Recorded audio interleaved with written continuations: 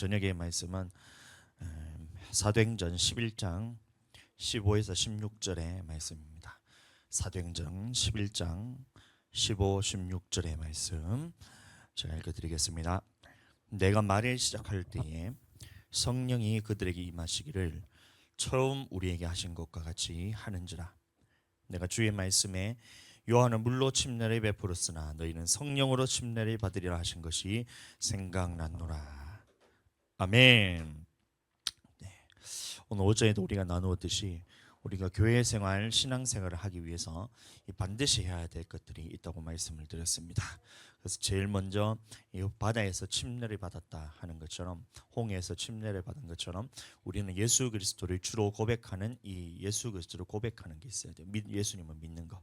예수님을 믿는 것이 가장 먼저 돼야 되고, 그리고 두 번째로는 이 신령한 음식을 먹었다 했습니다. 이 신령한 음식은 오늘날의 만나로서 섞이지 않은 하나님의 말씀을 의미하는 것입니다. 그래서 이 교회에서는 하나님의 말씀을 선포하되 반드시 섞이지 않은 하나님의 말씀만을 선포해야 됩니다. 이게 주의 종의 역할이고, 성도들도 마찬가지로 섞이지 않은 하나님의 말씀을 들어야지, 섞이지 않은 하나님의 말씀을 먹어야지 영혼이 자라는 것이지, 누군가 사람의 교훈을 섞어 전할 때 그것을 먹게 된다면 여러분들의 영혼은 죽어가게 되는 것입니다. 비슷해도 안 되는 거예요. 정확한 하나님의 말씀만을 전해야 되는 것입니다. 그때에 내 영혼이 생명을 얻고 자라게 된다는 것입니다. 그리고 세 번째로 이 신령한 음료를 마셨다라고 했는데, 이것은 오늘날 예수님이 믿는 자들이 받을 성령을 말씀하는 거예요. 그런데 오늘날 이 성령에 대해서 사람들이 얼마나 많은 이 자기 사상들을 교회 속에 심어놨는지 모릅니다.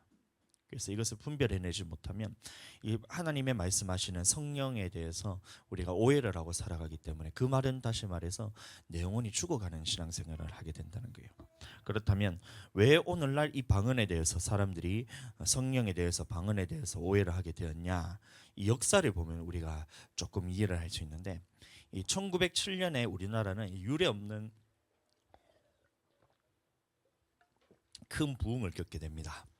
1907년에 평양에 이 장대현 교회에서 이 길선주 장로님이 얘기를 하셔서, 말씀을 하셔서 이 회개하고 뒤집어지는 역사가 일어나는 거예요.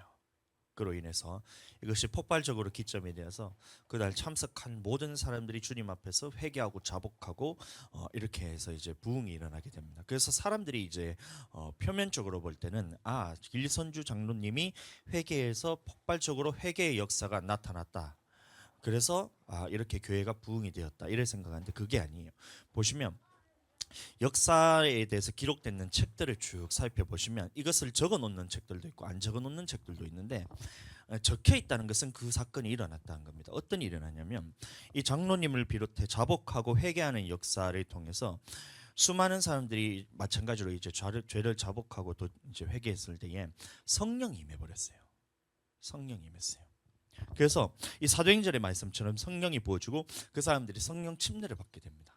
성령 침례를 받게 되면서 이 사람들이 갑자기 알 수 없는 말들을 하기 시작했다, 이런 것들이 기록이 다 되어 있거든요. 그 말이 뭐냐면 방언으로 기도하기 시작했다. 또 은사들이, 각양각종 은사들이 나타나게 돼요. 그래서 사람들이 왔을 때 그 질병 걸렸던 사람들이 싹 다 치유받아가고, 암도 치유되고, 무슨 하여튼 모든 질병들이 다 치유되면서 그런 일들이 다 나타났다는 거예요.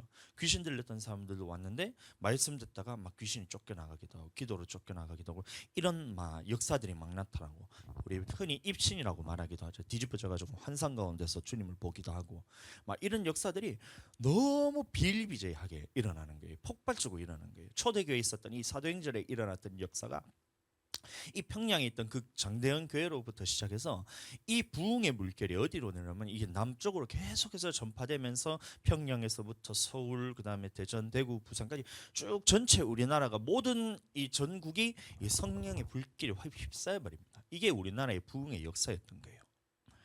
그래서 이 우리나라는 이 교회사에서 역사를 찾아볼 수 없는, 세계에서 유래를 찾아볼 수 없는 그런 폭발적인 성장을 하게 됩니다.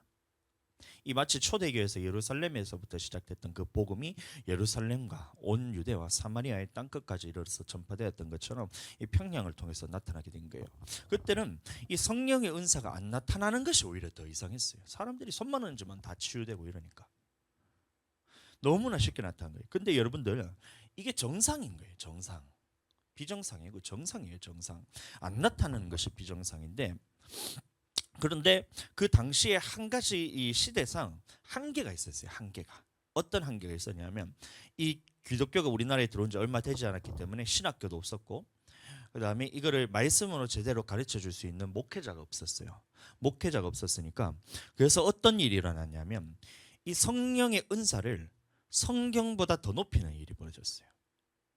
하나님의 말씀이 있는데 하나님의 말씀과 상관없이 자기가 기도하다가 자기 속에 올라오는 생각을 하나님의 말씀이라 하면서 해붙여버리면서 이 목회자가 성경을 통해서 가르치는데 그것은 듣지 않고 자기 속에 올라오는 생각을 하나님의 생각보다 더 높여버린 거예요. 말씀보다 더 높여버린 거예요. 그러니까 교회에서는 지금 큰일이 난 거예요. 왜냐하면 목사님이 하나님의 말씀을 가르치는데 자기는 이 말씀에 대해서는 듣지는 않고 기도를 했는데 하나님이 이렇게 얘기했다.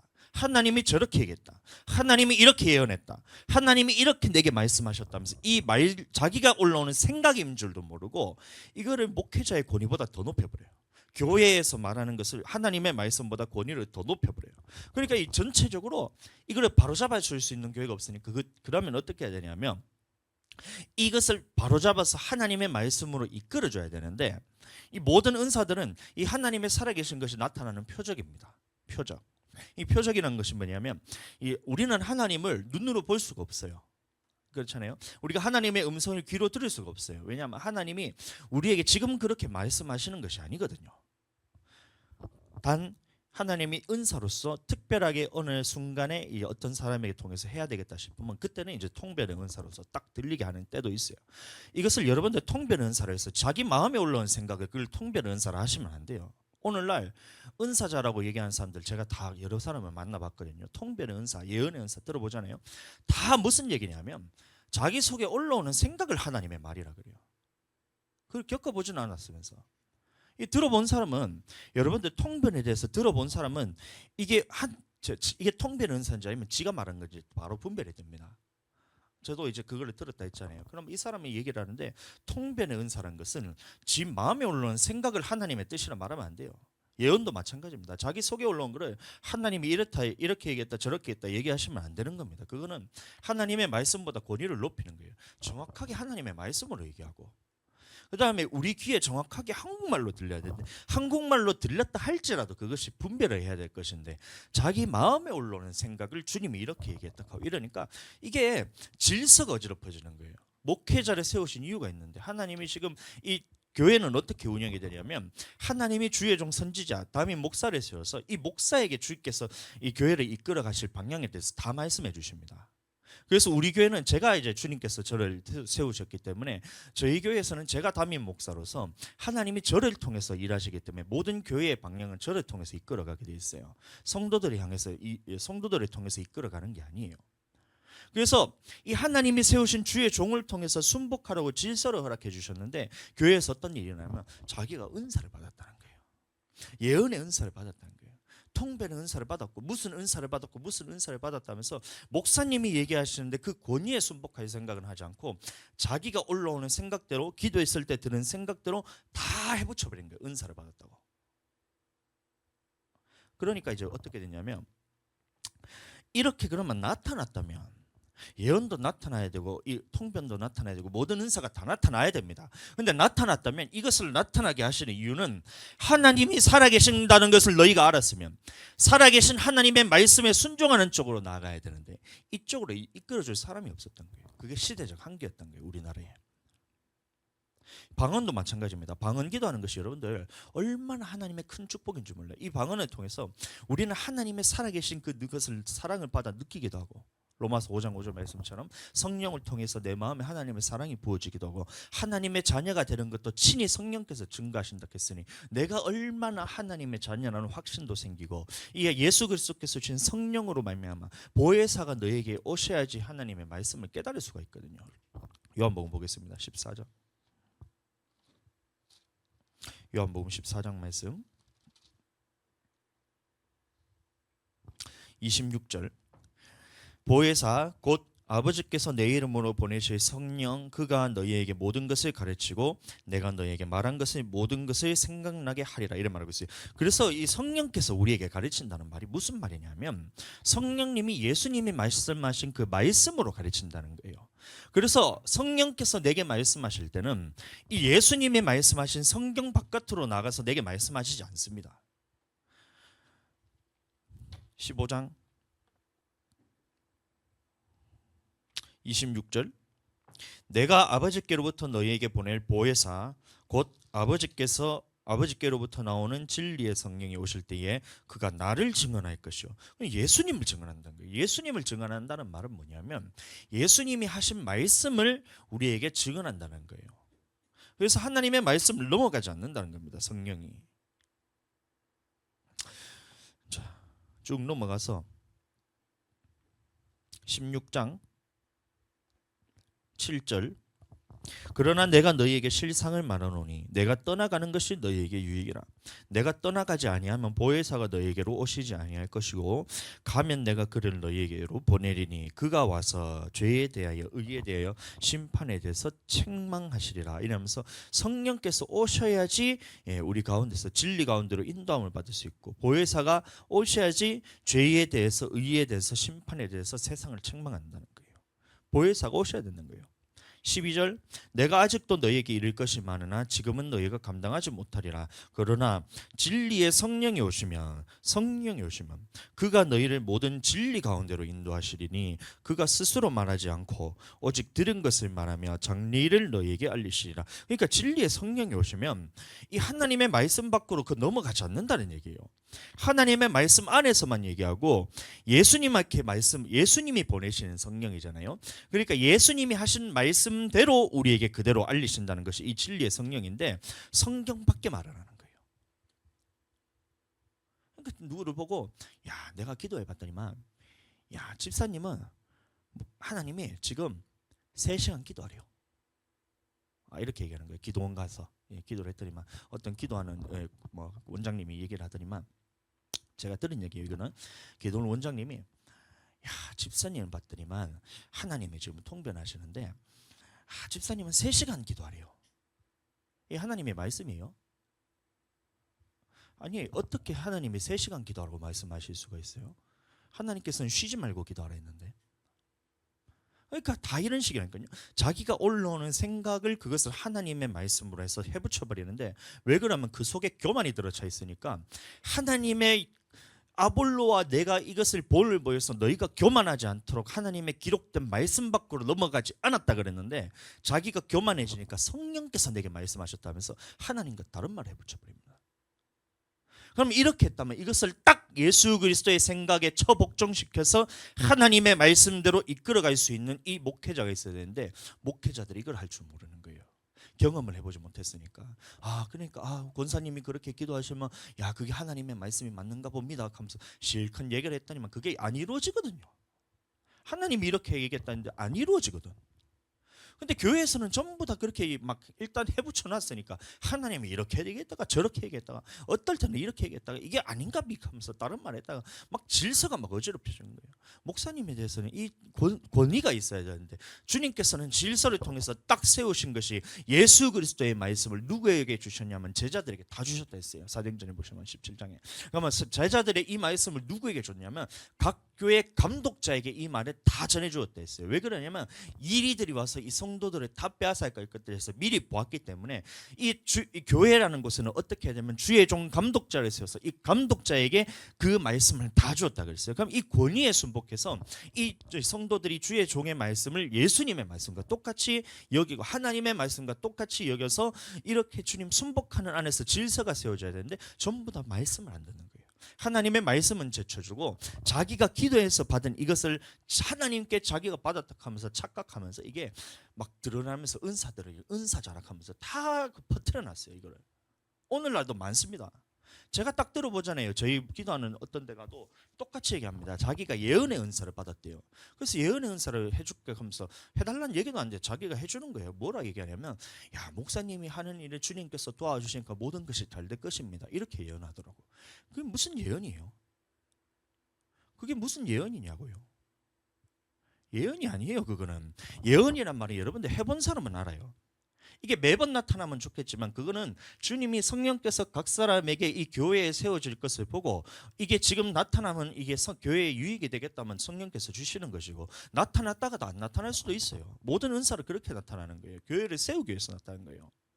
그래서 나타날 때는 나타났다가 안 나타날 때는 또 안 나타나기도 하고, 그 다음에 또 다시 누구를 통해서 다른 성도를 통해서 어느 날 갑자기 또 나타나기도 하고, 이게 그것은 주님이 하신 일이니까 그것을 순복하면서 우리가 해야 될 것은 내가 주님 앞에 거룩하게, 내가 교만하지 않도록 나를 딱 주님의 질산에서 딱 머무르고 있고 나를 거룩하게 하면 나를 통해서 나타나는 것이 은사들인데, 이것을 이해하지는 못하는 거예요. 은사라 얘기하면서 무슨 은사자라는 게 자기가 예언의 은사자래요. 무슨 예언의 은사자가 따로 있어요. 성령 받으면 다 있는 것인데. 태도 안 한 얘기를 그걸 누구한테 달았냐면 다 전부 다 그게 신학자들이 다 가르쳤고 목사들이 그걸 다 가르친 거예요. 성경에 없는 말을 한 겁니다. 그게. 고린도전서 한번 보겠습니다.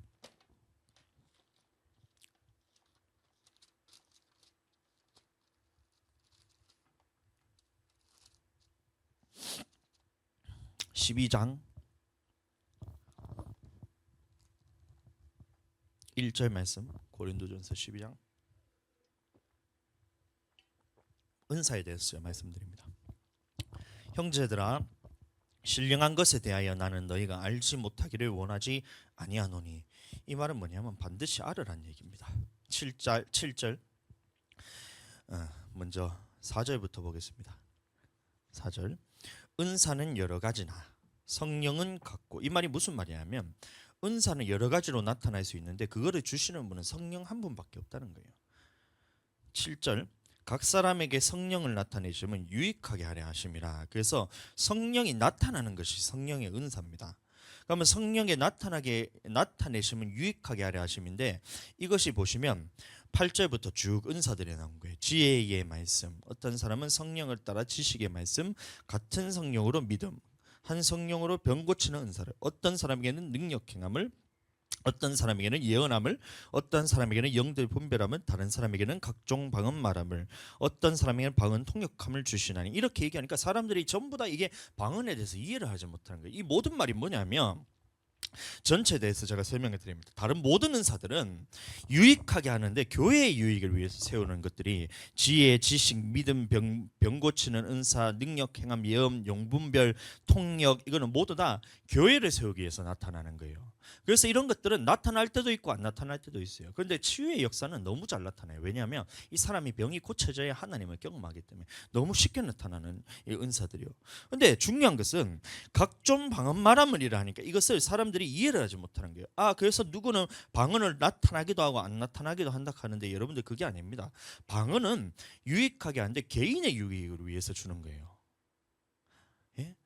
개인의 덕을 세우기 위해서 방언이 나타난다는 거예요. 그래서 누구나 다 막질만 않으면 다 나타나는 것이 방언의 은사입니다.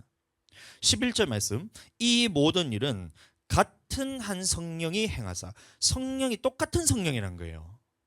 같은 성령이 행하사 그의 뜻대로 각 사람에게 나누어 주시는 것이다. 그래서 어떨 때는 보니까 이게 교회의 유익을 위해서 나타날 때도 있고, 어떤 사람을 보니까 이게 지금 이 사람을 통해서 나타나면 얘가 지금 교만해져 가지고 교회가 무너질 것 같아요. 그러면 안 나타나는 거예요. 나타나가다가도 이 사람이 잘못 써가지고 이게 막 교회를 무너뜨리려고 교만해서 높아지고 목회자를 대적하고 이렇게 보면 그게 안 나타나는 거예요. 그래서 모든 은사들이 어떻게 나타나냐? 예언하는 자는 예언하는 자의 제재를 받는, 고린도전서 14장 말씀 보시면 그 말이 뭐냐면 이 은사들은 이 담임 목회자의 통제 아래서 그게 나타나게 됩니다. 근데 우리 교회에서는 이 모든 은사에 대해서 제가 막지를 않았어요. 모든 은사들에서 나타나도록 제가 말씀을 드렸습니다. 그래서 저희 교회에서는 모든 은사들이 다 나타나요. 방언 기도하다가 보면 여러분들 통변 은사로 나올 때가 있잖아요. 보면 예스크리비리비리비리비리비리 하다가 예 주님 사랑합니다 하면서 이런 식으로 나타나는 게 이게 통변의 은사예요. 근데 이런 것들이 누군가 얘기를 들어보고 난 다음에 사람들이 이렇게 생각합니다. 이 사람이 말하는 걸 들어보니까 통변의 은사를, 이 사람이 지금 말하는 통변의 은사를 내 생각에 올라오는 생각대로 이 사람이 있는 걸 캐치를 해가지고 올라온 생각대로 해붙이잖아요. 그게 무슨 통변의 은사예요. 은사란 것은 교회를 세우기 위해서 나타나는 것이고 영혼을 살리기 위해서 나타나는 것인데, 이 사람이 지금 죄가 드러났는데 그게 어떻게 영혼을 살리는 게 될 수가 있냐 말이에요.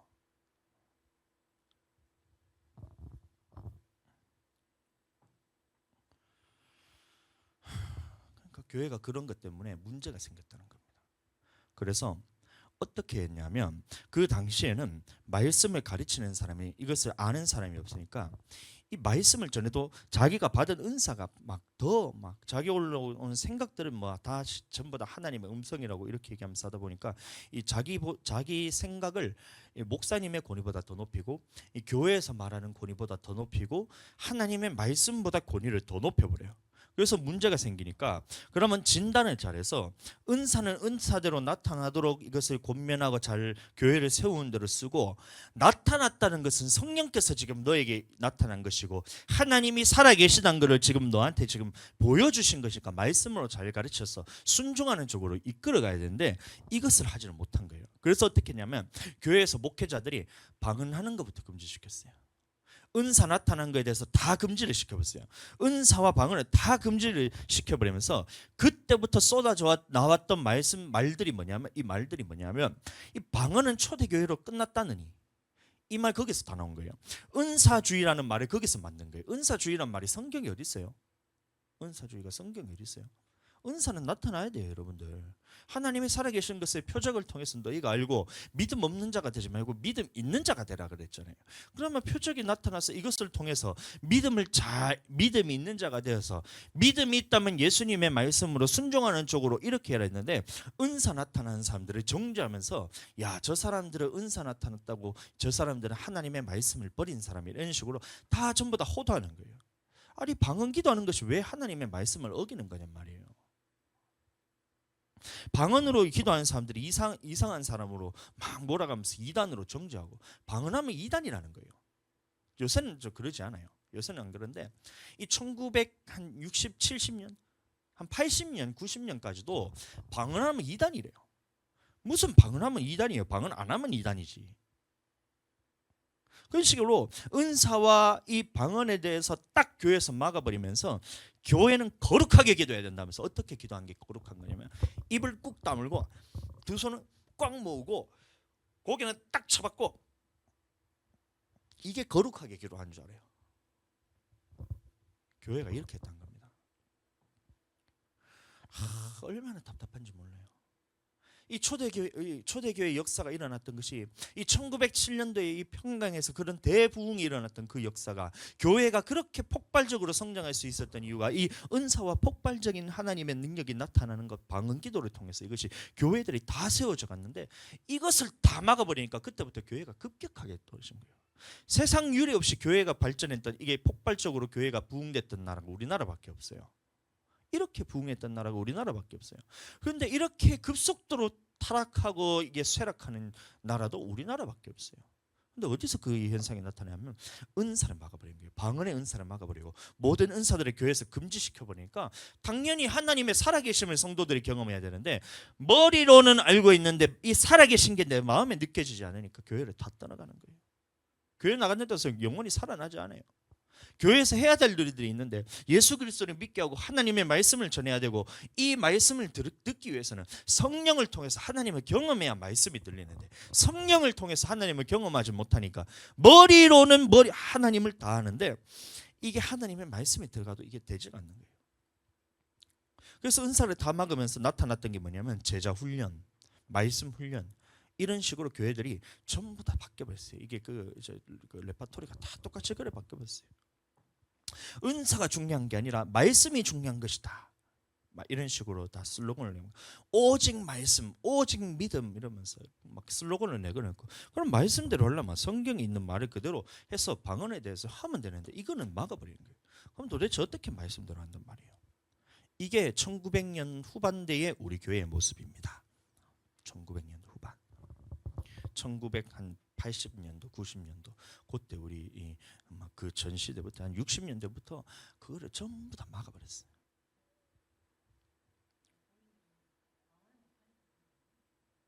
맞습니다. 그런 것도 맞아요.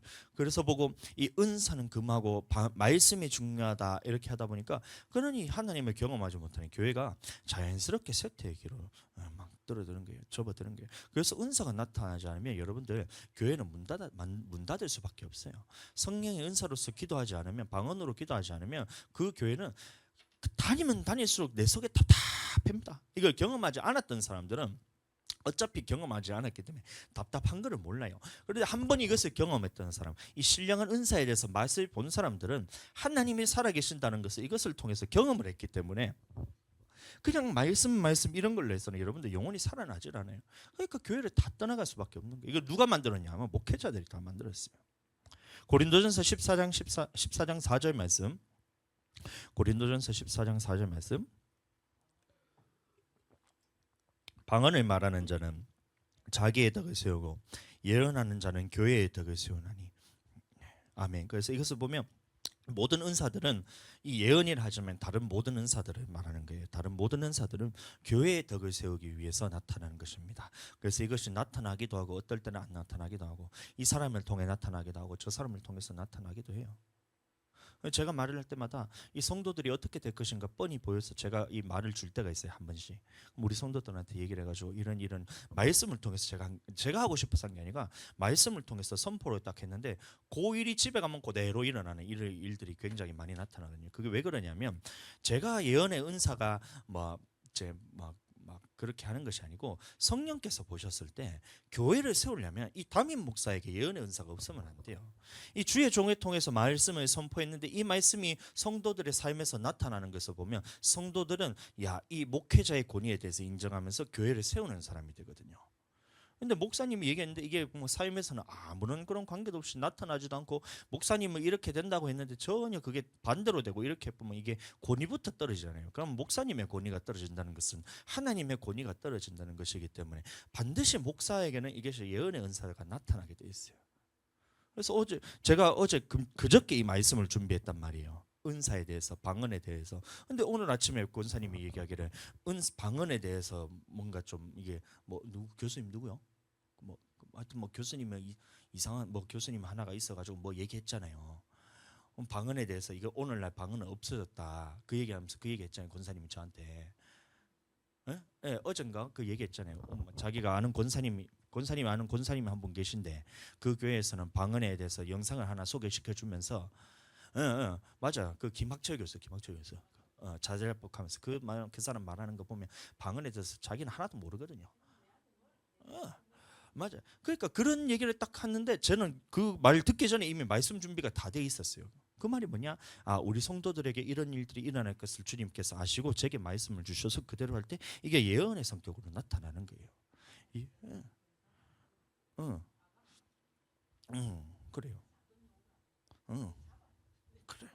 그러니까요. 이런 식으로 이 주의 종을 통해서 예언하는 이 역사가 나타나게 되는 것은 왜 나타나느냐?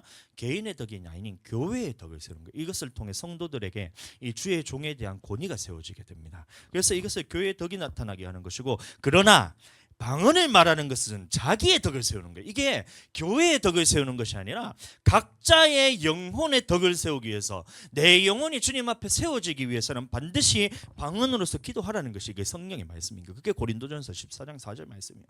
근데 이걸 딱 막아놓으니까 성도들이 영혼이 세워지지가 않고 살아나질 않는 거예요. 말씀 제자 훈련인데 제자 훈련이라는 건 예수님과 똑같은 일을 해야 제자 훈련인데 예수님이 방언으로 기도하고 예수님이 제자들에게 성령 받을 때까지 기다리고 예루살렘을 떠나지 말고 기다리고 기도하라 했잖아요. 그럼 그거는 하지 않고 전부 다 말씀만. 그러다 보니까 예수님의 제자가 되지도 못하고 전부 다 이게 보면 지식적으로는 많이 쌓아두는데 이게 성령님의 도우심이 없으면 하나님의 말씀을 하나도 몰라요. 근데 잘잘법그 교수님 있는 거 제가 영상 몇 개 찾아본 적 있어요. 되게 그 유튜브 제목을 자극적으로 잘 만들어놨어요. 저도 한번 들어다보고 싶게 만들어놨어요. 그래서 한 번씩 제가 한 번씩 봤어요. 근데 말을 들어보면 하나도 몰라요.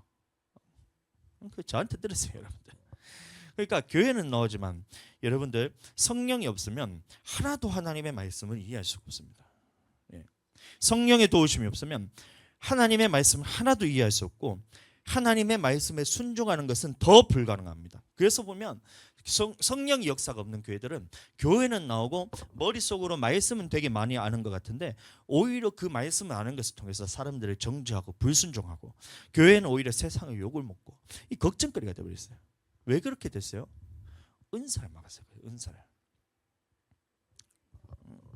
그런데 그 가운데서도 성령의 은사들을 막지 않고 방언으로 기도하고 성령의 역사들이 나타나는 교회들은 성도들이 영혼이 세워져 가요. 교회들이 세워져 가고 그런 은사들을 통해서 교회가 성장했던 것이 우리나라 역사 가운데서 다 찾아보시면 이 어떤 교회가 성장하냐 보면 그런 교회들이 성장했던 거예요. 방언을 금하고 은사들을 금한 교회들은 문을 닫거나 아니면 복음이 아닌 다른 것들로 채워버려요. 하나님의 경험을 다른 것들로 시켜요. 어떻게 시키냐? 무슨 문화센터 이런 걸로 생기고 교인들을 끌어모으는 모임단체로 전락해버린 겁니다. 교회를 끌어모으기 안간힘을 써요. 그러니까 행사도 하고 막 문화센터 이런 것도 하고 막 돈도 주고 막 별의별 짓을 다 해가지고 교회를 끌어모아요. 그 다음에 하는 게 뭐냐? 성경 공부를 시켜요. 성경 공부를. 은사는 뭐냐? 은사는 막아버리고 성경 공부만 하다 보니까 이 사람들이 교회까지 왔는데 하는 짓이라고는 말씀하는데 성령으로 먹이질 않는 거예요. 성령 받게 하질 않아요. 방언으로 기도하지 않게 해요. 그게 배운 거니까 자기들이.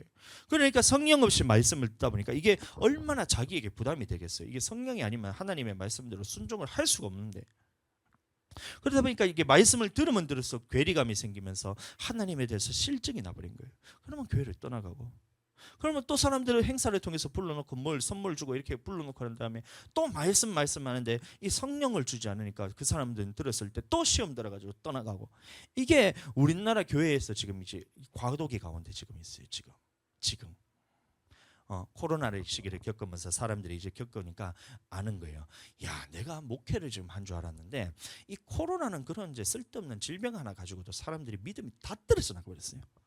교회가 대형 교회가 전부 다 막 중소형 교회가 되고 중소형 교회는 다 싹 다 문 닫아버려요. 왜 그래요? 성령이 없었어요. 그 성령이 없어서.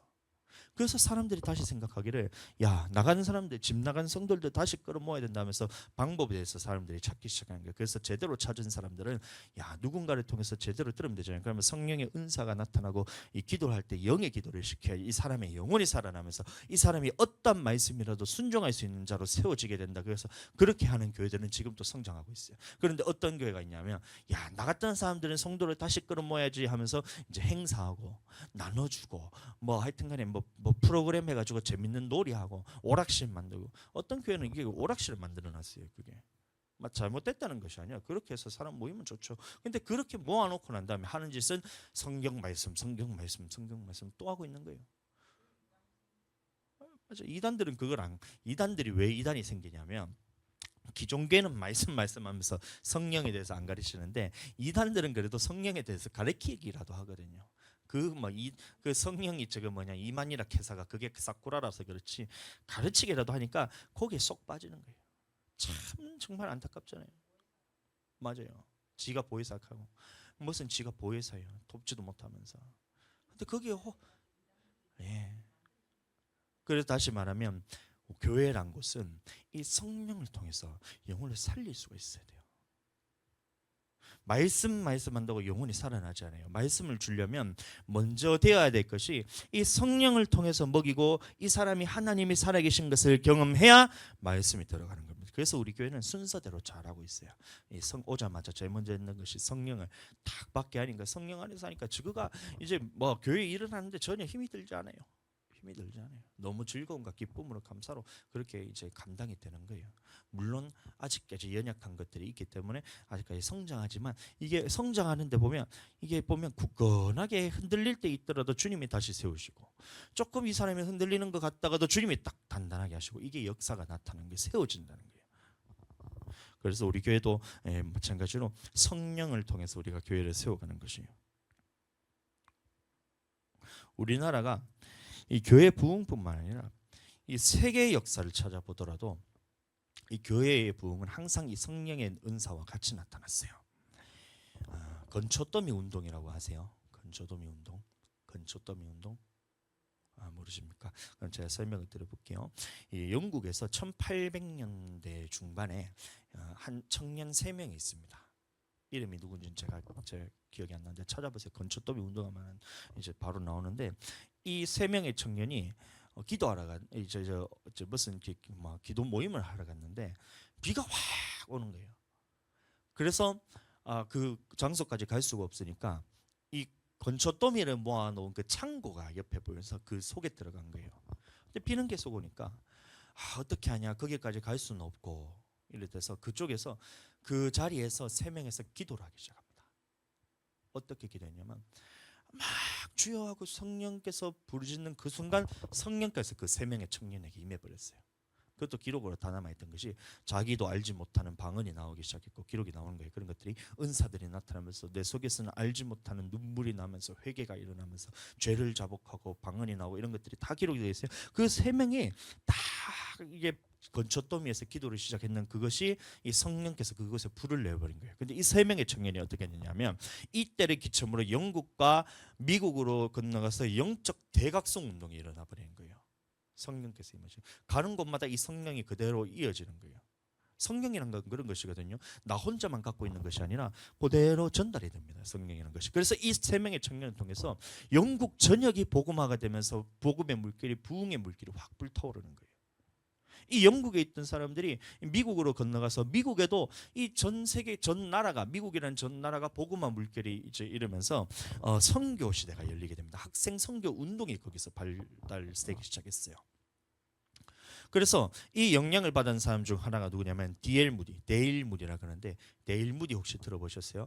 학생 선교 운동했는 그 사람인데, 이 데일 무디 신학교도 있고 이런데, 이 사람이 데일 무디라는 사람이 이 3명의 청년에게 영향을 받아서 무슨 이제 전체에 있는 집회 같은 것도 많이 했는데, 이 사람들 통해서 많이 수십만 명의 사람들이 모여서 막 은혜를 받고 이렇게 했어요. 그래서 이 사람들이 이 데일 무디라는 사람을 통해서 하루는 이제 어딘지 또 하여튼 이제 이름을 잘 모르겠다.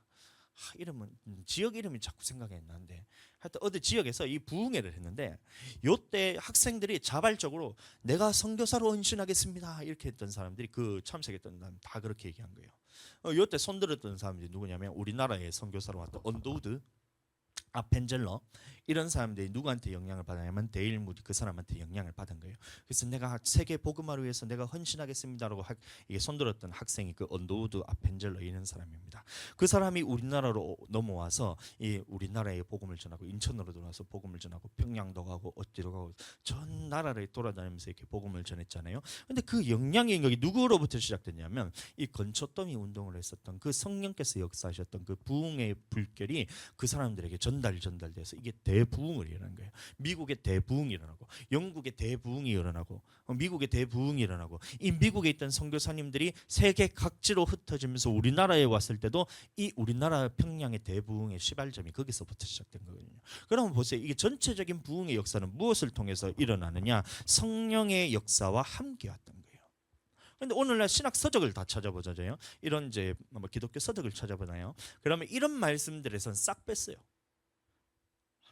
나 진짜 너무 답답한 게, 그러면 정확하게 사실을 기록하고 이런 현상들이 나타나고 방언으로 기도하고 성령의 은사들이 나타났다는 것도 다 기록이 해야 되잖아요. 그런데 이것을 기록을 안 해놔요. 그냥 이 사람을 통해서 학생이 정말 하나님 앞에 열정이 되다가 해가지고 이 사람이 미국과 영국에 큰 영향력을 끼친 어떤 운동가다, 영향력을 끼친 신학자다, 영향력을 끼친 무슨 목회자다, 이런 식으로만 기록해놓고 자세하게 기록을 해놓잖아요. 평양 대부흥도 그것도 우리나라 서적들을 다 찾아보잖아요. 그러니까 평양에 이 길선주라는 장로가 회개를 함을 통해 가지고 그 사람을 통해서 사람들이 회개 운동이 일어났다 이렇게 적어놨지, 실제로 일어났던 이런 역사들에 대해서는 기록을 안 해놔요. 왜 그래요? 막기 위해서. 과도기를 거치면서 은사들에 대해서 나타난다고 해버리면 자기도 이단이 되잖아요. 그 당시에는. 그래서 싹 다 빼버린 거예요, 책에서. 근데 침례교단의 역사를 보면 이제 피 흘린 발자취라는 책이 있거든요. 제가 그거를 참 감명 깊게 봤어요. 제가 웬만해서는 책 보고는 감동 안 받는데 그 피 흘린 발자취를 보니까 거기 보면 우리나라 초창기에 이 부흥했을 때 그 시기에 있었던 교회들에 나타났던 현상들에서 자세하게 기록이 되어 있어요. 은사들이 나타나고 병 고쳤는데 어떤 사람이 막 죽을 병에 걸렸는데 누가 기도했더니 막 낫더라 이런 것도 적혀 있고 그 사람들이 성령을 받았을 때 전부 다 방언으로 막 꼬꾸라지고 넘어가고 이런 것들이 싹 다 적어놨어요. 야, 그래서 제가 그 책을 참 이제 감사하게 봤잖아요. 우리만 나타나는 게 아니었구나. 가짜가 아니었구나. 부흥의 역사 속에는 항상 그렇게 성령의 은사들이 성령께서 함께 하시는 표적들이 나타났구나는 것을 제가 확신적으로 제가 알고 있는 거예요. 그래서 우리나라에 우리 교회에서도 지금 제가 그것을 풀어놓고 막지 않고 나타나도록 계속해서 제가 기도를 하고 있잖아요. 그래서 나타나기도 하고. 초대교회 성도, 초대교회 우리나라의 초창기에 침례 교단의 이 역사를 보잖아요. 그러면 성도들을 어떻게 해야 성도가 될 수 있냐면 예수 그리스도를 믿고 성령으로 거듭난 자라야 이 신자로 쳐주는 거예요. 예수님을 믿고 성령으로 거듭난 자라야 그 교회 성도로 받아줬다. 이게 기록이 다 돼 있어요. 침례 교단에 보면 이 8가지 침례 교회 이제 그 뭐라 그러나 침례교회에 있는 그런 가치관을 담은 그런 8가지 정신이 있어요. 그래서 이것에서 쭉 보면 이게 초창기에는 예수님을 믿고 성령으로 거듭난 이 자들 이렇게 했다 하면서 기록이 되어 있어요. 그 사람이 뭐냐면 성령으로 거듭났다는 것에 대해서 다 경험을 하고 아는 사람들이 이런 얘기를 하거든요. 근데 이것이 2000년대 오면서 어떻게 바뀌었냐면 예수 그리스도를 주로 고백하고 예수님을 주로 고백하고 그리스도로 믿는 자들 이렇게 바뀌었어요. 성령을 빼버렸어요. 그래서 저는 이게 다시 돌아갔으면 좋겠어요. 이 우리나라의 초창기의 부흥 시기 그대로 돌아가서 성령으로 거듭나야지 신자로 쳐준다. 그러면 우리 교회에서만 다 쫓겨나가야 되나? 성령이 중요해요. 그래서 이것이 우리나라 초창기 부흥 시대는 다 그게 있었어요.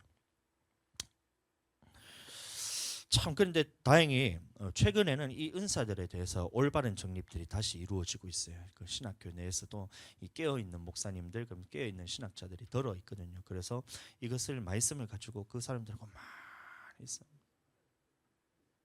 백석대학도 괜찮죠. 지금 요즘은 조금 잘 모르겠는데 예전에는 백석대학교도 이게 보면 참 복음적으로 참 깨어 있고 성령도 잘 하고 이렇게 했었는데 최근에는 조금 더 달라졌어요.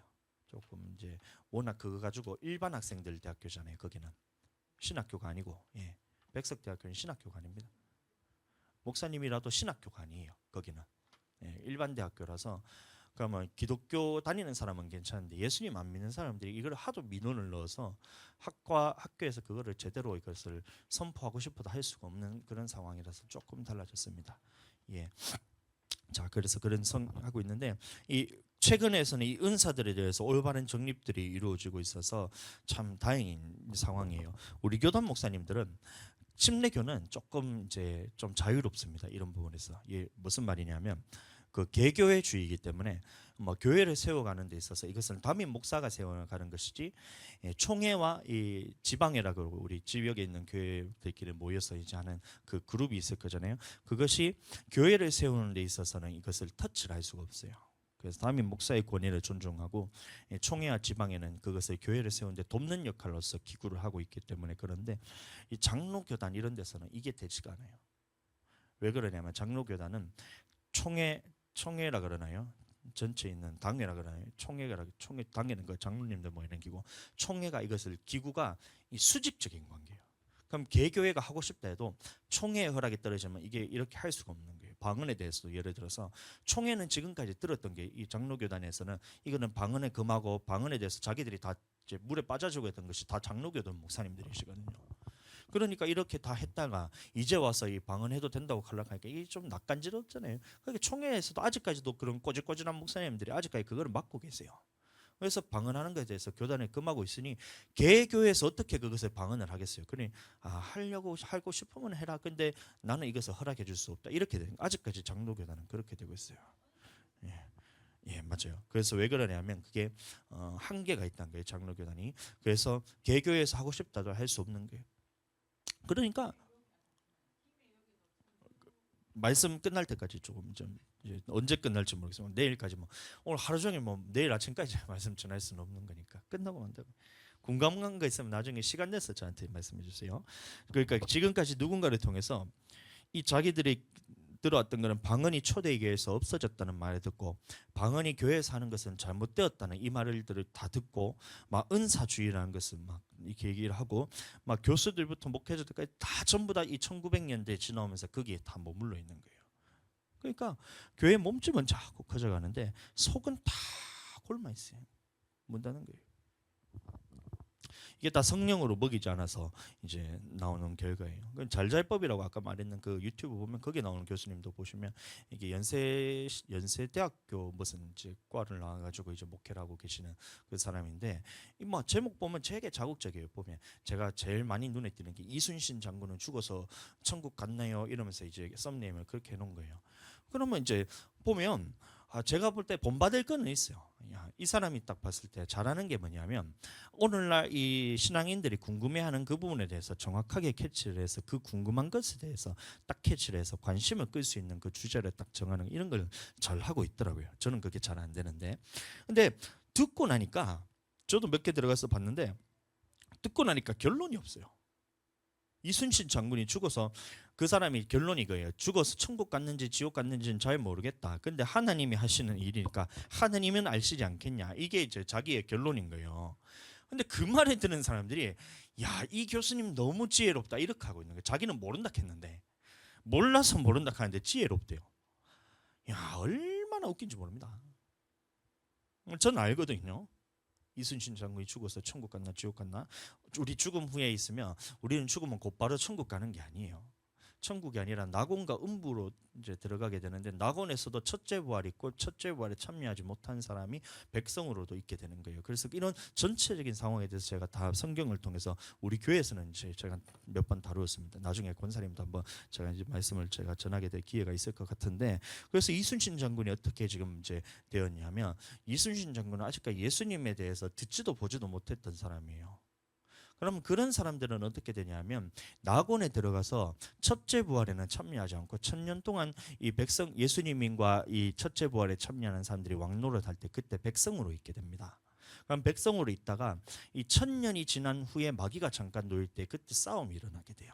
그럼 그때 첫째 부활에 참여한 사람들은 이제 천국에 들어가 둘째 사망의 해가 없다 했기 때문에 다 천국 가는데 이 둘째 부활에 참여하는 낙원에 있던 사람들은 그때 이 마귀와 싸움에서 이기는 사람만 천국 가고 지면 그때는 천국 못 가는 거예요.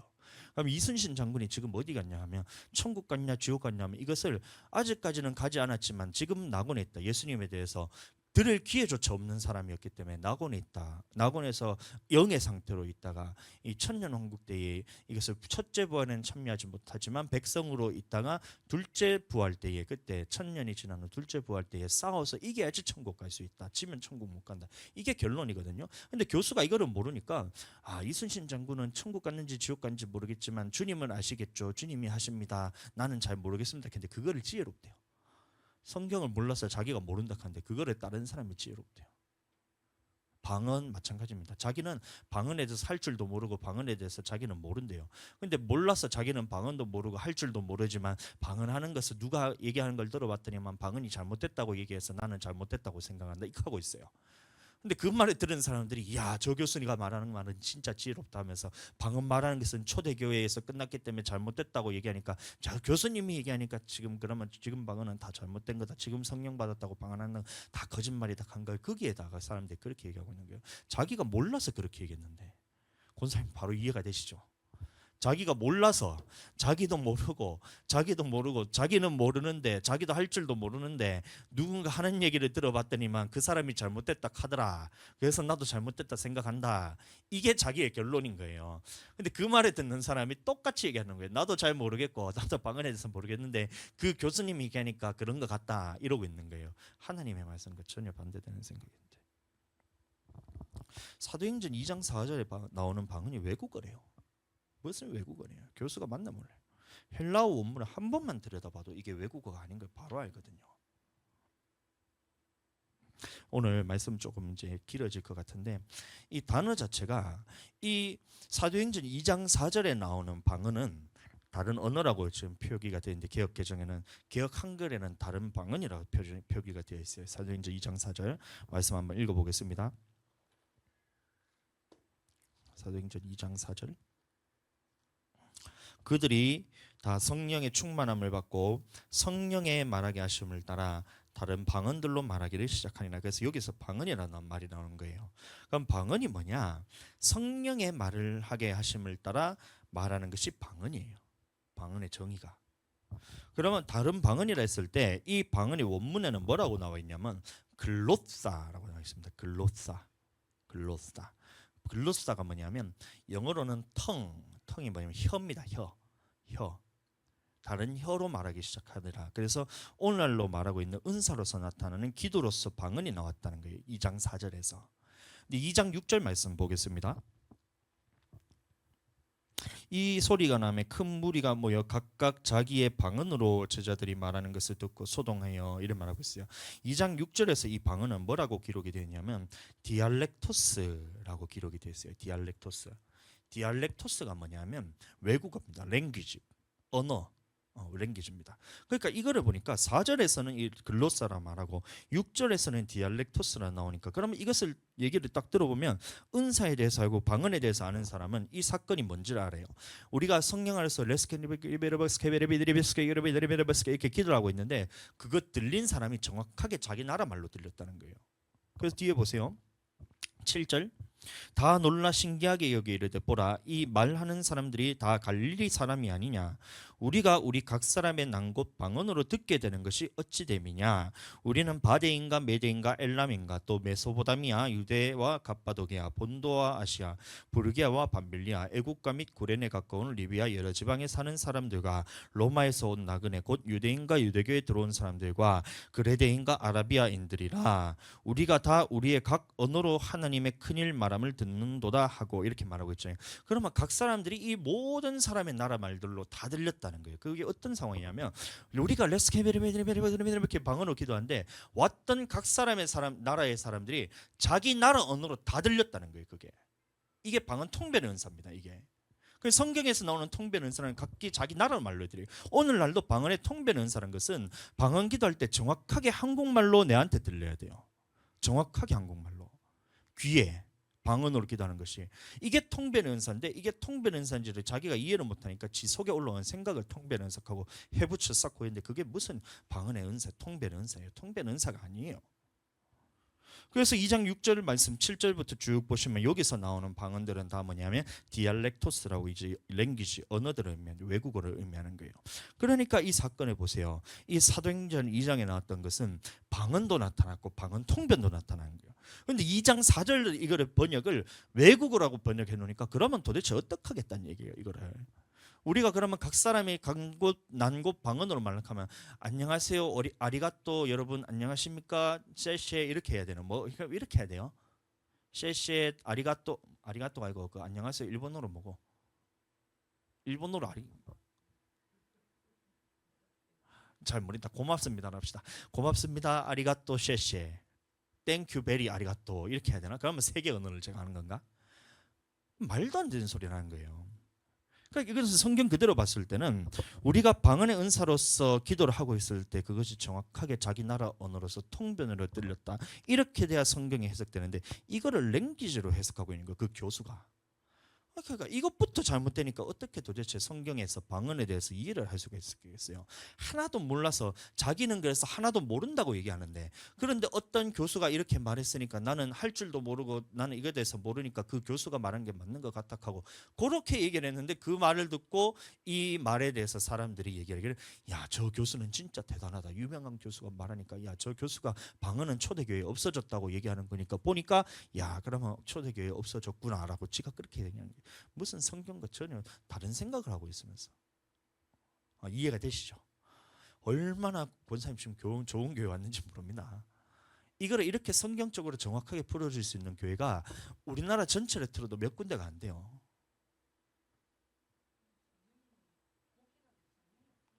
맞아요. 그래요. 자, 계속해서 보겠습니다. 사도행전에서 나오는 성령 침례의 역사는 총 4번이 나오게 됩니다. 총 4번. 마가다락방에서 한 번, 사마리아에서 한 번, 고넬료 집안에서 한번 아볼로의 제자들에게 한번 이렇게 성령이 임했을 때 나타났던 현상들이 총 4번이 기록이 되어 있어요. 사도행전에서. 사도행전 4번이 기록됩니다. 물론 기록된 것만 4번이지 실제로는 무수히 많은 사람들이 성령을 받았어요. 무수히 많은 사람들이. 그런데 그때마다 나타났던 표적이 무엇인지 한번 우리가 살펴보겠습니다. 이것을 통해서 성령 침례받으면 나타났던 표적이 뭐냐? 방언이라는 것을 우리가 알 수가 있어요. 사도행전 2장 4절. 자, 아까 말씀 보았던 것 다시 읽어드립니다. 그들이 다 성령의 충만함을 받고 성령의 말하게 하심을 따라 다른 방언들로 말하기를 시작하니라. 다른 방언이라고 했어요. 여기서 방언이 뭐냐면 글로사입니다. 우리가 알아듣지 못하는 성령께서 은사로서 나타나는, 기도할 때 나타나는, 성령이 내 혀를 장악해서 성령께서 말하게 하심을 따라 말하는 이 방언이 나타나는 거예요. 성령이 임했을 때. 2장 13절 보겠습니다. 13절. 또 어떤 이들은 조롱하여 이르되 그들이 새 술에 취하였다 하더라. 자, 그래서 성령님이 임했을 때는 현상이 2가지가 나타납니다. 표적으로서. 13절에는 임했을 때 나타나는 표적으로서 술 취한 듯한 현상을 보였다라고 있어요. 이게 뭐냐면 임재 현상인 거예요. 그러니까 기도를 하다 보면 저를 보세요. 이게 나는 모르는데 나도 모르게 손이 이렇게 쭉 들려요. 그러면서 막 이렇게 돌아가기도 하고 이렇게 막 방방 뛰기도 하고 어떤 때는 들눕기도 하고 엎어지기도 하고 떼굴떼굴 구르기도 하고. 애기들 방언 받을 때, 그 성령 받을 때 보셨어요? 집회 현장 같은데. 그 제가 이제 서산에 어떤 교회를 갔었는데 목사님이 안수를 하는데 조만한 애기들 있잖아요. 주아만한 애기들. 그 로아 말고, 로아는 너무 어리고 하늘이만한 애기들이. 애기들도 은혜 받죠. 성령 받죠. 당연하죠. 그러면 성령 딱 받으니까 애들이 떼굴떼굴 구르면서 강대상 계단을 막 굴러다녀요. 4개 있는 계단을 굴러서 올라갔다가 굴러서 내려왔다 이래요. 야, 얼마나 신기한지 모릅니다. 한번 계단 요 굴러서 올라와 볼래요? 한 계단만 올라도 지금 허리가 끊어지지 싶은데. 예. 넘어가고 그런 게 중요한 게 아니고 성령이 임했다는 게 중요해요. 그래서 그게 성령의 은사로서 나타날 때 술 취한 듯한 현상처럼 뒤로 넘어가는 거, 그 권사님이 경험했던 그겁니다. 그게 성령이 임했을 때 나타나는 임재 현상이구나. 이게 얼마나 기쁜지 몰라요. 구름 위에 떠 있는 것 같은 그런 느낌 들잖아요. 막.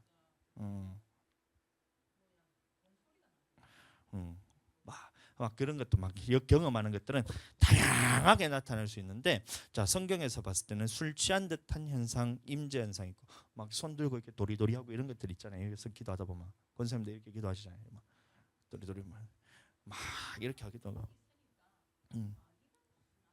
예. 자, 그래서 자, 이 성령이 임했을 때 나타나는 현상이 보니까 듣는 것이 있고 보는 것이 있다. 보는 것은 뭐냐? 이게 술 취한 듯한 이런 임재 현상, 듣는 것은 뭐냐? 방언인 겁니다. 사도행전 2장 33절 말씀 보겠습니다. 33절 말씀. 하나님이 오른손으로 예수를 높이시매 그가 약속하신 성령을 아버지께 받아서 너희가 보고 듣는 이것을 부어주셨느니라. 보고 듣는 것을 부어줬다 했어요. 그러니까 성령은 우리 눈에 보이지 않습니다. 성령은 눈으로 봤다 하면 여러분들 그 사람 눈은 무슨 뭐 희한한 눈으로 갈아 끼어서 보이는 건지는 잘 모르겠는데 성령은 영이기 때문에 눈에 보이지 않아요. 하나님과 마찬가지로 눈에 보이지 않습니다. 그런데 성령이 임했었을 때 나타나는 현상이 있다 했어요. 그래서 보고 듣는 것이 있는데 그 보는 것이 뭐냐면 임재 현상이에요. 13절에 나타나는 거.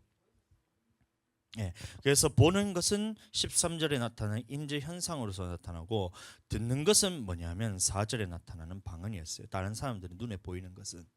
그래서 여러분들 한번 생각해 보세요. 외국어는 성령이 없어도 외국어 다 말할 수 있어요. 우리나라는 이 초등학교 때부터 영어를 다 가르쳐서 이게 필수 과목이라서 고등학교만 졸업하면 모두가 다 외국어를 다 합니다. 웬만해서는.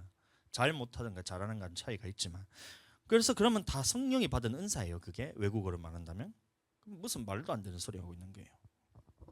그러니 방언이 사도행전 2장의 4절에 나타나는 은사로서 방언이 이게 외국어를 하는 사람들은 그냥 조용히 웃어주면서 야, 얘가 성경에 대해서 하나도 모르구나, 성령에 대해서 하나도 모르는구나 하고 넘어가시면 돼요. 가르치려고 다 하지 마세요. 어차피 못 알아들으니까. 예, 사마리아에서 성령이 임했을 때 모습 보겠습니다. 8장, 사도행전 8장 15절에서 18절까지 말씀. 그들이 내려가서 그들을 위하여 성령 받기를 기도하니 이는 아직 한 사람에게도 성령 내리신 일이 없고 오직 주 예수의 이름으로 침례만 받을 뿐이더라. 이에 두 사도가 그들에게 안수함에 성령을 받는지라. 시몬이 사도들의 안수로 성령 받는 것을 보고 돈을 들여 이러 말고 있어요. 이게 어디냐면 사마리아인데 빌립을 통해서 예수님을 다 믿었어요. 복음을 다 들었어요. 그런데 어떤 상황이냐면 성령 내리신 일이 없고 그냥 예수님을 믿고 주로 고백하고 침례만 받았다는 겁니다. 성령을 아직까지 안 받았다는 거예요. 오늘날 교회들도 많습니다. 성령 받지 않고 예수님만 믿는 교회들 많아요. 그래서 어떻게 했냐? 두 사도를 보내가지고 이 사마리아 교회에 성령 받도록 두 사도를 보내는 거예요.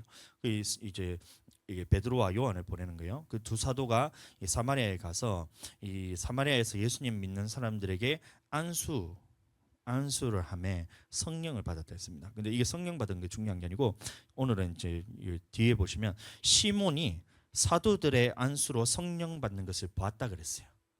성령 받는 것을 보았다.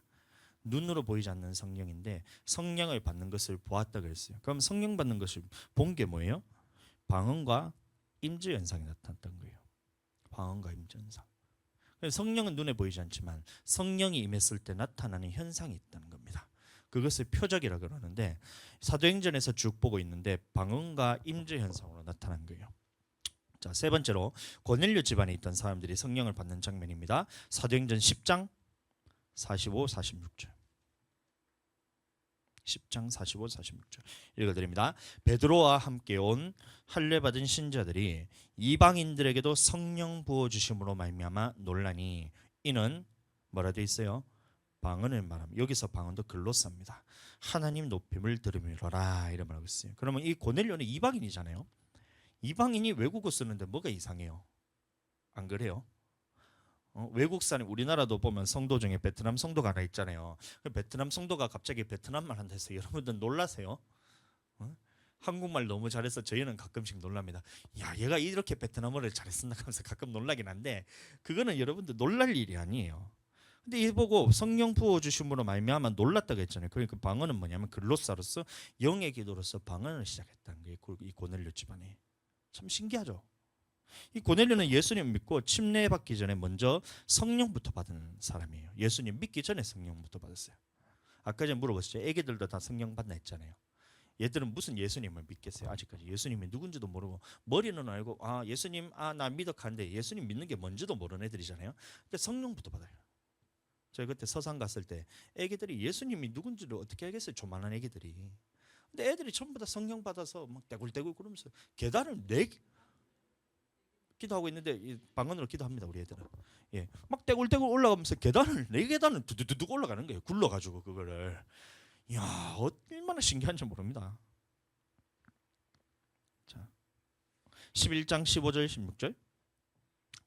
내가 이 말을 시작할 때에 성령이 그들에게 임하시기를 처음 우리에게 하신 것과 같이 하는지라. 내가 주의 말씀에 요한은 물로 침례를 베풀었으나 너희는 성령으로 침례를 받으리라 하신 것이 생각났노라 이런 말하고 있어요. 베드로가 이 사건에 대해서 이제 예루살렘에 보고를 하는 것입니다. 그때 말하는데 이 고넬료 집안에 성령이 임했다. 근데 성령이 어떻게 임했냐? 처음 우리에게 성령을 임했던 것과 똑같이 임했다. 이 얘기를 하는 거예요. 그럼 처음 우리에게 임했던 그 성령 사건이 뭐냐면 오순절 마가다락방에서 성령 강림 사건과 똑같은 사건이 고넬료 집안에서 일어났던 거예요. 그러면 그때 나타났던 현상이 뭐예요?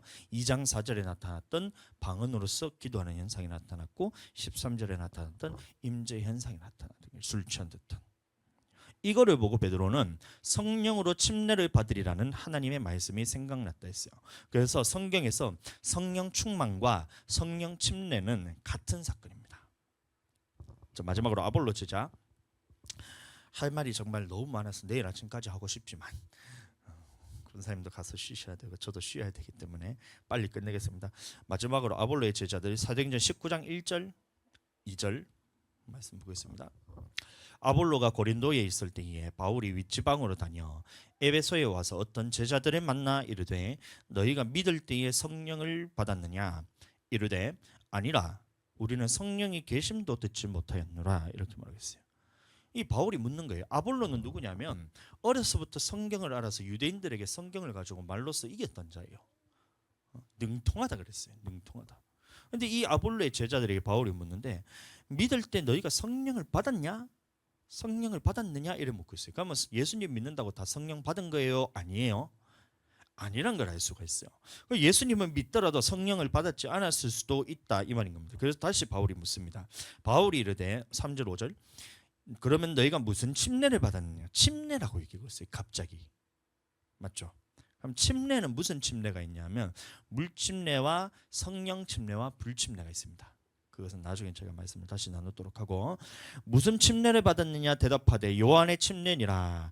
바울이 이르되 요한이 회개의 침례를 베풀며 백성에게 말하되 내 뒤에 오시는 이를 믿으라 하였으니 이는 곧 예수라 하거늘 그들이 듣고 주 예수의 이름으로 침례를 받으니 여기서 말하는 게 성령 침례를 받았다는 거예요. 19장 6절 말씀 바울이 그들에게 어떻게 했어요? 안수하며 손을 얹고 기도했더니만 성령이 그들에게 임하심으로 뭐라고 나와 있어요? 방언도 하고 예언도 하니 성령이 임했더니만 표적으로서 나타나는 거예요. 오늘날도 그래서 손을 얹고 기도하면 방언이 나오는 거예요. 성령이 임하시니까 방언이 나오는 거예요. 성령이 임하심으로 방언도 하고 예언도 하니. 이거 보세요. 사도행전에서 성령 받은 사건들을 지금 다 찾아봤어요. 저희가. 사도행전에서만 성경 전체로 봤을 때는 무수히 많이 있지만 모두가 어떻게 말하고 있냐면 방언으로 말하기를 시작했다라고 말하고 있어요. 그럼 여기서 말하는 방언이 다 뭘로 번역이 되어 있냐면 글로사라고 기록이 되어 있습니다. 영의 기도로서 우리가 지금 하고 있는 레스켄제스 카이르메스 이러는 방언과 똑같은 기도입니다. 그 방언이나 지금 방언이나 똑같은 거예요. 이 초대교회에 있었던 성령이 임했던 방언이나 지금 우리가 하는 방언이랑 똑같은 방언입니다. 그러니 여러분 하는 방언 기도가 성령의 기도가 맞아요. 그 사람들이 무슨 초대교회로 방언은 없어졌니 오늘날 하는 방언은 가짜느니 그런 말을 여러분들 들을 필요가 없는 거예요. 그때 방언이나 지금 방언이나 똑같습니다. 고린도전서 14장에 나오는 영의 기도로서 은사로서 나타나는 표적이 맞습니다. 그러니까 사도행전 전체를 통틀어서 방언은 이 방언도 글로사고 고린도전서에도 그 방언들이 다 뭘로 기록이 되어 있냐면 글로사로 기록되어 있어요. 부흥의 역사 속에 항상 나타나는 것도 방언이 맞습니다. 그러니 알지 못하는 말로 이상한 말로서 기도를 시작했다는 것이 역사 속에 다 기록이 돼 있어요. 그들이 없애서 그렇지. 그러니까 이상한 사람들이 막 이상한 말해도 저 사람은 아직까지 성경에 대해서 잘 몰라서 그렇구나, 성령에 대해서 몰라서 그렇구나 그냥 이쁘게 봐주시면서 그냥 같이 기도해 주시면서 저 사람은 아직까지 1900년도 후반에 있는 그 목사님들이 하는 그 지식에 머물러 있구나 하고 이렇게 그냥 이쁘게 봐주시면 됩니다. 가르치려고 절대 하지 마세요, 권사님. 절대 가르치려고 하지 마세요. 이 아는 사람들은 하나님의 말씀을 아는 사람들은 모르는 사람들하고 딱 부딪히잖아요. 부딪히는 그 순간 우리가 깨지게 돼 있어요. 진주를 떼지게 주지 말라 그러잖아요. 그러니까 나는 참 이것을 깨닫게 해주신 것이 내가 잘나서 한 게 아니라 주님께서 나를 좀 깨닫게 해주시고 주님께서 성령으로서 나를 주님 깨닫게 해주시니 주님 감사하다. 나는 주님의 감사 안에 살아야 되겠다. 나는 이 안에 머물러 있어야 되겠다. 내게 주셨으니 나는 주님과 더 많이 교제하고 있어야 되겠다. 이렇게 이제 하시면 됩니다. 자, 그렇게 되게 축복합니다. 자, 성령이 없다는 것은 이 광야 생활을 하는 동안 물을 마시지 못했다는 말과 똑같아요. 그래서 말을 들을 때마다 말씀 가지고 얘기할 때마다 얼마나 날카롭게 공격하는지 모릅니다. 얼마 전에 우리 교회도 보면 이 어떤 권사님이 한번 왔다 가신 적이 있어요. 권사님인가 집사님인가 잘 모르겠다. 우리 교회 한번 왔다 가신 적이 있어요. 처음에는 교회 와가지고 정말 막 너무 교제도 하고 너무 좋아가지고 기도해달라 해서 같이 그럼 우리 같이 기도합시다. 제가 방언으로 기도하고 제가 마지막으로 축복 기도까지 해줬거든요. 갈 때는 좋아하더니만 그날 하필 수요일 설교가 뭐냐면 방언에 대한 설교를 저희가 했었어요. 근데 그 말을 딱 듣더니만 저를 공격하는 거예요. 목사님이 말하는 방언은 지금 성경과 다른 것 같다면서 저를 딱 공격하는 거예요. 진짜 우리 교회 성도도 아니면서 우리 교회 성도라면 제가 가르치겠는데 우리 교회 성도도 아니면서 목사님 방언이 말하는 게 잘못된 일 맞니 하면서 그거에서 제가 봤을 때는 제가 그 사람이 말한 게 무슨 말이냐면 교회에서는 통역을 세우지 않으면 방언을 말하지 말고 질서 있게 하라 했으니까 방언하는 게 자기가 봤을 때 이상하게 느껴지나 봐요. 그러니까 질서 있게 하라 했다고 방언을 그 말 교회에서는 하면 안 된다 이렇게 저한테 얘기를 하더라고요. 제가 그래서 그거를 성경에 있는 걸 싹 다 해가지고 완전히 그냥 그 논문처럼 써가지고 카톡으로 딱 보내드렸어요. 그랬더니만 보더니만 두 번 다시는 연락 안 오고 그냥 떠나가더라고요. 왜 그러냐면 말을 하고 싸워봐야 여러분들 부딪혔을 때 저희가 깨지게 돼 있어요. 저희가 깨지게 되어 있으니까 여러분들 자 보세요. 그러면 그 사람이 말하는 것이 뭐라고 얘기했냐면 막 교회에서는 방언으로 기도하면 안 된다고 얘기하는 거예요. 그럼 그 말을 여러분들 한번 성경적으로 잘 보세요. 그러면 방언을 어디서 해야 되냐? 이거잖아요. 어디서 해야 돼요? 집에서 해야 돼요? 그럼 집에서 여러분들 방언으로 기도할 때 자 보세요. 그러니까 어딜 가든 조용하게 기도를 하든 어떻게든 기도를 하든 집에서 여러분들 기도하면 곧바로 층간 소음 때문에 연락이 바로 오잖아요. 저도 그랬어요. 저도 그랬어요. 그러면 보세요. 그러면 교회에서 기도를 안 하면 도대체 어디서 방언으로 기도하냔 말이에요. 말도 안 되는 소리잖아요. 교회에서 방언으로 기도하지 말라는 그런 말은 여러분들 하나님의 말이 아니는 거예요. 지가 하나님도 아니고. 그러니까 막 어떤 목사님이 그렇게 말했다 한다 하더라도 그건 목사님이 하나님이 아니세요. 우리는 하나님의 말씀 따라야 돼요. 그러니까 방언으로 기도하는 것은 우리 신앙생활에 있어서는 필수적인 것이다. 방언하는 것이 내 영혼에 유익이 있다. 내 영혼을 살리기 위해서는 반드시 이 방언으로 기도해야 된다. 이렇게 여러분들 생각하셔야 됩니다. 그리고 우리 교회에서는 방언하는 것에 대해서 제가 전혀 막질 않아요. 오히려 제가 저부터 방언으로서 기도를 합니다. 앞에서 제가 방언으로 기도하죠. 그러면 어떻게 되냐? 성도들이 그 모습을 보고 방언을 할 수 있는 사람들인 거예요. 보세요. 성령이 없으니까 말씀을 하나도 모르잖아요. 하나도. 성령이 임해야 깨닫고 순종하게 하는데 고린도전서 14장 15절 이 말씀만 보겠습니다. 그러면 내가 어떻게 할까? 내가 영으로 기도하고 또 마음으로 기도하며 내가 영으로 찬송하고 또 마음으로 찬송하리라 이런 말을 줘요. 보세요. 그 사람들이 되게 믿음 있는 척하면서 까불어도 이 말씀 하나도 순종하지 못하는 믿음이에요. 내가 영으로 기도하고 또 마음으로 기도하라 했으면 그러면 영으로 기도하고 마음으로 기도해야 되잖아요. 그럼 영의 기도가 뭐냐면 방언인데 그럼 방언으로도 기도하고 마음으로도 기도하라는데 이 말씀 하나도 지키지 못하는 믿음인 거예요. 그 사람의 믿음은. 그리고 우리는 하나님의 말씀만 따라가면서 영으로도 기도하고 마음으로도 기도해서 내 영혼을 여러분들 살릴 수 있는 그런 능력자들이 되시기를 예수님 이름으로 축복합니다. 그래서 영으로 기도하고 하나님의 사랑을 충만하게 받고 이 관계 안에서 하나님의 사랑의 관계가 이루어져야 그 다음에 모든 하나님의 말씀이 그때부터 사랑으로 들리기 시작해요. 순종하는 것이 쉬워져요. 그리고 순종을 해야 영혼이 구원받는 거예요. 성령 충만하게 되길 축복합니다.